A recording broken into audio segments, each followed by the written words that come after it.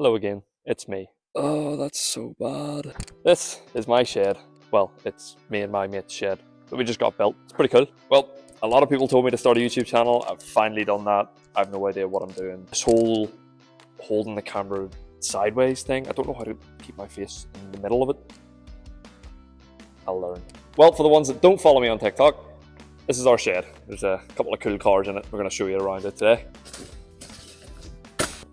We've been getting this place built for about 5, 6, 7 months. We talked about getting it built for over a year, and it's finally here. We got it finished about a month ago, and we're finally starting to get settled in. Now, the process of it going from a pile of dirt and absolutely nothing to a shed was quite easy for me because I didn't build it. I didn't put in any effort. I just got to sit back and relax as it got built before my very eyes. God, I love this place. I'm going to show you around the cars that we all have in here because there are some pretty cool ones. First off, we've got this. I don't know who owns this. I don't know where this came from. It's just here. And then right beside that, we have Reese's flatbed truck. This is the most useful thing he has ever bought in his entire life. None of these cars would be here, well, apart from that one, if he didn't own this car. But it's kind of hard to get the cars on the back because it's quite high up. Even with those extended ramps, it is very hard, and all the cars struggled on that little lip there. But we got them all on with the winch, and we got them in the shed because of it. Thank you, Reese. This is my 2003 Angels Edition MX5. It is one of 5 left in the UK in red. They made 400 silver ones, 100 red ones, and apparently there's only 5 registered in the UK on the road in red. But that really doesn't mean much because nearly every single MX5 was one of 500 cars at some point. The only difference between a regular MX5 and the Angels Edition is it came with that spoiler from factory. Let's see. This trim is all chrome, and it came with these 15-inch wheels, which about 95% of MX5s all came with 14-inch. I love it. I also hate it. We got crashed into not that long ago by one of our friends. He was trying to reverse out here, didn't see my car because it's so low, and he smacked into the front bumper. This was all dented in, and then he cracked that bit, but it'll be fine. The only modifications I've done to this are the wheels, which are actually for that car, and the fat fistable exhaust. Yeah, it's hot. It needs quite a bit of bodywork, and I'm actually probably going to paint the car soon. I had to repaint all this, and it didn't do it very well. This all needs cut out. It's all rusty. If you look under the exhaust, I can't see it. That's my battery. You can see my battery through the floor. The arches are quite bubbly too. But apart from that, it works pretty well. Does the job. It's good daily. It's about to hit 110,000 miles as well. If we go past my MX5, there's another MX5. I'd say a much cuter one as well. Look at that spine. This is our friend Jans. He's just storing it up here. He's doing a bit of bodywork as well. As you can see on this side, it's quite rusty. But if we go around to the other side, he's got it all repaired, and he did it himself. And he's done an amazing job, to be fair, I can't lie. I'm not actually sure what his plans are for this car, so no point trying to say. And this is Reese's 205 GTI. It has got to be one of the coolest hatchbacks ever made, if not the coolest. The only thing wrong with this car, right? It's sat in a garage for 2 years, and he hasn't touched it. Probably longer, actually, I would say 3 years. So he's starting to strip the car apart. That tire's flat, everything else perfect. Interior's mint condition, gearbox, everything like that, awesome. The engine though, it's knocking a wee bit. So we're stripping the engine out and we're going to rebuild it and see what it needs and stuff. It's supposed to be a 1.6. It's actually a 1.9. I don't know the name of the engine, but it's a 16 valve. That's a great, great car. Once he gets that back on the road, that'll be the best car here. Now this is a cool car. If we lift up the cover, you'll start to see pretty quickly what it is. It's a 1985 Toyota AE86 twin cam 16 valve. What a car. I mean, he owns the best hatchback ever made and one of the best coupes ever made for driving, at least that is. He had the cover on it to protect it from dust, but that didn't really work, I don't think.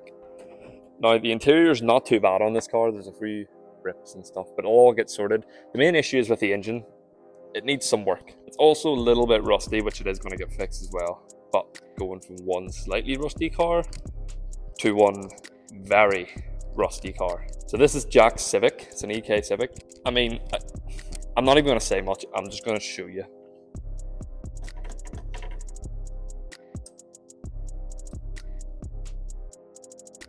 Yep. We need to say what's going on here. Yep. It's pretty obvious this car is rotten. Now, he was going to attempt to fix this car, but he's actually decided that it's probably best if he doesn't, because it'll take about 10 to 15,000 pound worth of work for a £5,000 car at most. And I'm not that good at math, but that doesn't sound like a good deal. The work that this car needs, it's a lot. It needs a lot of work. So instead of repairing it, he's actually going to break it for parts and sell all the parts and probably buy another one in better condition this time though, hopefully. So if you need any parts for an EK Civic, just send me a message on TikTok or something. So all of the cars that I've showed you so far have needed a bit of work, a bit of love, a bit of TLC. Not this one though. This is probably the cleanest E36 in the country. I mean, the paint is absolutely perfect on this car. The wheels are perfect, everything's perfect, the interior's perfect. It's a wee bit dirty, but apart from that, this car is just locked. Okay, good. You can't really see, but that is amazing. And next to that, we've got a Toyota Soarer. Now this is a cool car. It's got these really big Japanese style wheels. I don't actually know what they are, but it really sits the car, the gold with the black contrast. I like that. Fortunately though, it is an auto. Most of them were autos, but that's not really a problem as long as it's got a sunroof. Now next on the list is probably the most expensive car in here and probably most people's favorite. It's a Laguna Seca Blue BMW E46 M3 with a manual transmission, and it's also slammed on CSL wheels, which is, oh, this car is just fantastic. I'm pretty sure at one point or another, everybody has had this car on their dream car list because this is one of the best driver-focused cars ever. I mean, just listen to the gearbox.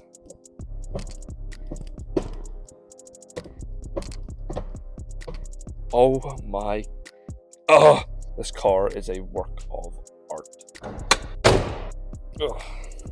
If you know anything about BMW engines, then you know that the S54 is one of the best engines ever created. I really hope I get to drive that one day. Now, last but not least, we'll have my 1989 BMW E30 318i that doesn't run, doesn't have any parts on it, is rusting like hell, and it's just a big problem. Now, the car used to look like this, but unfortunately now it looks like this. I've stripped the front end so I can get a better look at the rust, which there is quite a bit of. The BMW designers were ahead of their time because even the rust comes in symmetry. The engine does not work, unfortunately. I'm trying to get that sorted. I've been trying to get that sorted for about the last 9, 10, 11 months maybe. That one's locked. No, it's not. Why isn't? There we go. The interior is stripped as well. Dash is yet to come out. I think I'm gonna strip it maybe tomorrow, I don't know. This rear arch also needs cut out because unfortunately it's quite crusty too. It's just, yeah, don't think that's supposed to happen. But apart from that, you know, underneath is quite good. It's actually quite solid underneath. Don't need to do any welding there. There's a wee small hole in the boot about that big. That needs sorted too, obviously. But yeah, that's all of the cars that are in our shed and outside of it. We're finally starting to get settled in. We've got some banners up as well. This is our toilet. I'll show you the toilet. This is the toilet. That's Hasbulla. Why is he here? I don't know. Didn't know that was there, but hello. I've given myself a time frame of 1 year to fix this car, get it on the road, and get it through a legal MOT, which is the main part, legal. I want this car to be safe. Now, whether or not I'm going to hit that goal, I don't actually know. Maybe we'll see how this goes. Hopefully. Here's all of my wings and seats and the interior and all of that good stuff. For the people that suggested I'd make a YouTube channel, here you go. I'm finally doing it for you. So yeah, that's been a tour of our brand new shed / workshop and sort of what's happening with all the cars. Make sure to like and subscribe and comment any ideas for videos you want me to make as well. I might actually be able to do a review on a brand new BMW of some sort, hopefully something sporty, very, very soon. I've been emailing BMW and they're quite keen to let me review one of the brand new cars, so we'll see how that goes. I also know a few people with some really cool garages and some really cool cars, like supercars and all that, so I'd love to go out and review some of them as well. Maybe do a wee garage tour of, you know, R Kings, that sort of stuff. We'll see what happens. But yeah, that's our shed. Thanks for watching.